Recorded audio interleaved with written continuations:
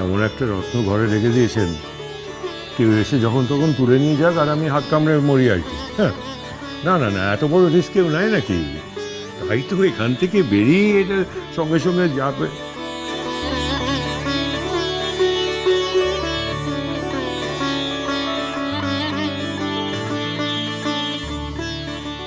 জব্বর খিদে পেয়েছি, কিন্তু খাবার ব্যবস্থা করলে হতো না? খাবে কাঁচকলা আমার ছেলেটা, যেমন বাপের উপর তেজ দেখানো, বুঝবে ঠেলা। উফ, এমন ভয় পাইয়ে দাও না। বুড়ো হয়ে গেলে তাও এখন তোমার স্বভাব গেল না।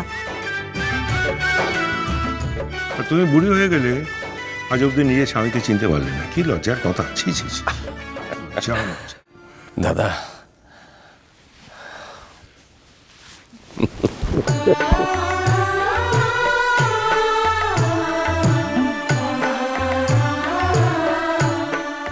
এমন একটা মেয়ে, তেজি, অনেস্ট, স্পষ্ট বক্তা, সূর্যের শিখার মতো। একে মহামূল্যবান রত্ন বলে কি কিছু ভুল করেছে? আরে এর জন্য কোনো রত্ন কি যথেষ্ট, যথার্থ? হ্যাঁ, না না না না না, একমাত্র ওর শ্বশুর মশাই ছাড়া কোনো রত্ন যোগ্য নয়। কি বলে?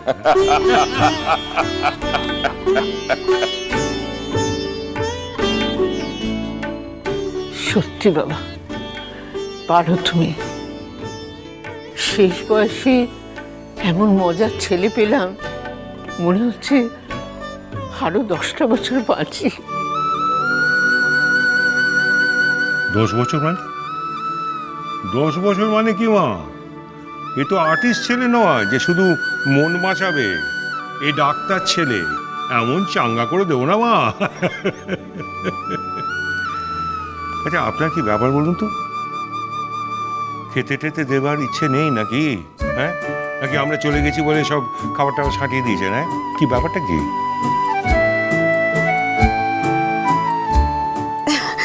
না না, আমি এক্ষুনি নিয়ে আসি দাদা।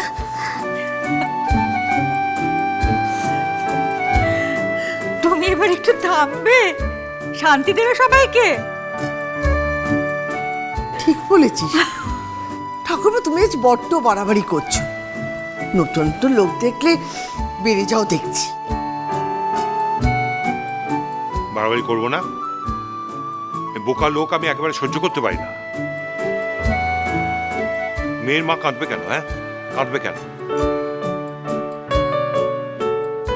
এমন রত্ন যার ঘরে, সে তো রত্ন গর্ভা, তার চোখে আবার জল থাকবে কেন?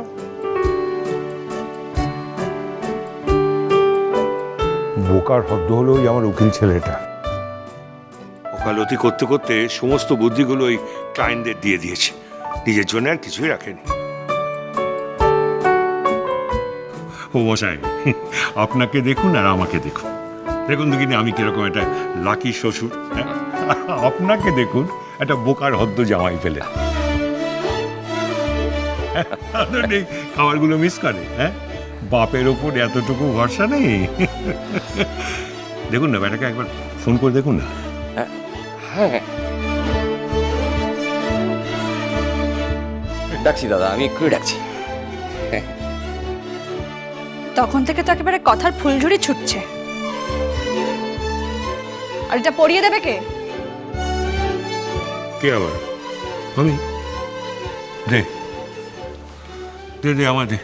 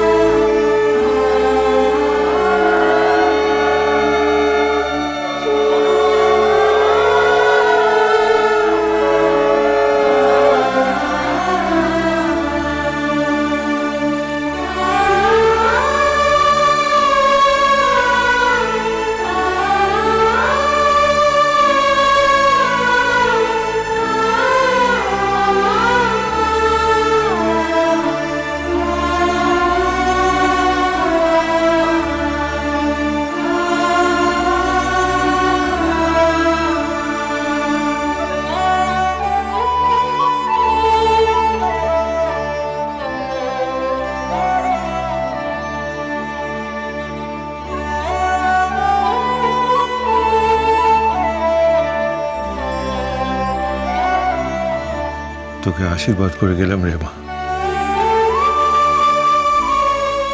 যাতে এই বুড়ো ছেলেটাকে ছেড়ে কোথাও চলে যেতে না পারিস।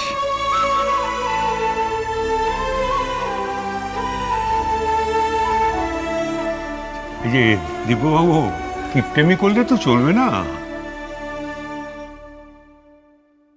আঁকিবুকি করে অনেক রোজগার করেছেন সারা জীবনে, মেয়ের বিয়ে বলে কথা, খরচা করতে হবে তো।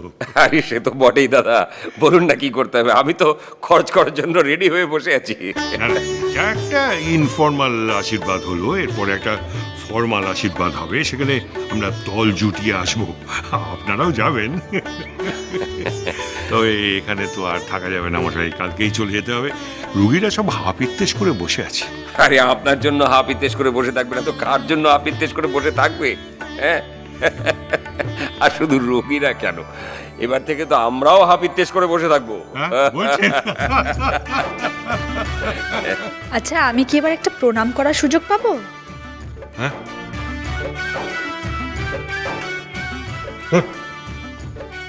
তাকে মাথায় বসিয়েছি, সে আবার প্রণাম করবে। এমন পা ছোঁয়ার সুযোগ কজন পায় বাবা? আর ঈশ্বর যখন আমাকে এই আশীর্বাদ করেছেন, এই সুযোগটা আমি ছাড়তে পারবো না।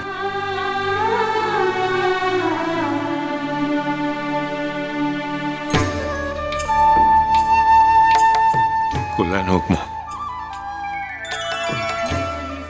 শুনলেন দিব্যবাবু, আপনার মেয়েটা আমাকে বাবা বললো।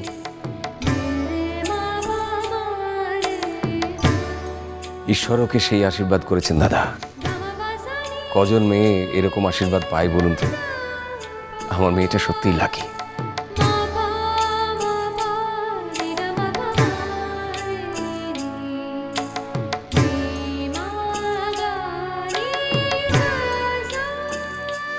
থাক,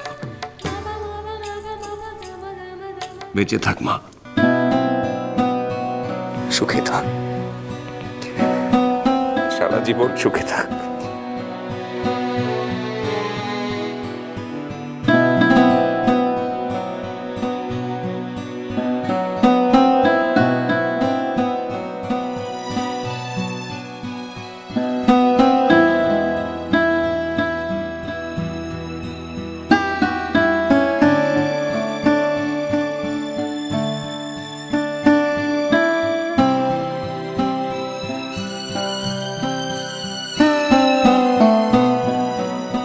রূপু রূপু রূপু শোনো না, দেখো আমরা যাবো বলে আমি অফিস থেকে এত তাড়াতাড়ি চলে এলাম, আর তুমি যদি এখন না যাও, চলো না প্লিজ। আর আমি তো বললাম আমি যাব না, কেন একই কথা বলছো বারবার? বাহা কতবার ফোন করেছে, তোমার কোনো আইডিয়া আছে? তুমি জানো? বলে দিলে না কেন যে আমাদের অসুবিধা আছে? রূপাঞ্জনা, যা হয়েছে ভুলে যাও না। শর্মিলা রাগ করেছিল, দুটো কথা বলেছে, সেটা তুমি মনে ধরে রেখেছো কেন? বাবা, আমি কিছুই মনে ধরিনি গো। আসলে আমার যে যেতে ইচ্ছে করছে না, সেই জন্য যাচ্ছি না। যাব নিশ্চয়ই, অন্য একদিন যাব। যদি আবার ফোন করে কি বলবো? তুমি শুধু শুধু কেন অশান্তি করছো রূপু? আমিও শান্তি করছি আর্য। আর তাছাড়া ওরাই বা কেন ভাবলো যে ওরা ফোন করলে আমি নাচতে নাচতে চলে যাব? আমার ঘর সংসার নিয়ে আমার কাজকর্ম নেই কিছু? আচ্ছা সব আছে, ঠিক আছে, আজকে চলো, এরপরে না হয়। প্লিজ আর্য, আমি যখন বলেছি আমি যাব না, তখন আমি যাব না। ওকে ফাইন, তোমার যদি যেতে ইচ্ছে করে তুমি যাও না, আমি তো তোমায় আটকাইনি একবারও। অন্তর কথা বলো না, তুমি খুব ভালো করে জানো যে তুমি যদি না যাও তাহলে আমি যাব না। এবার কি আমাকে পায়ে ধরে সাধতে হবে?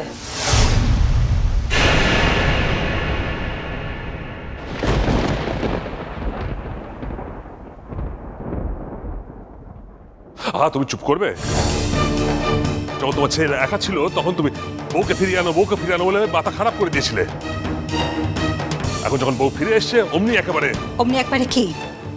কি অমনি একবারে? হ্যাঁ বলো, তুমি বলো, অমনি একবারে কি? কেন থামলে বলো? না না, এরকম যদি চলতে থাকে তাহলে আমাদের পক্ষে এখানে থাকাই সম্ভব নয় মা। মানে এত বছর আমার জীবনে অনেক, হ্যাঁ আমার জন্যই অনেক অশান্তি হয়েছে, বাকি জীবনটা আমি আর অশান্তি সহ্য করব না। তোমরা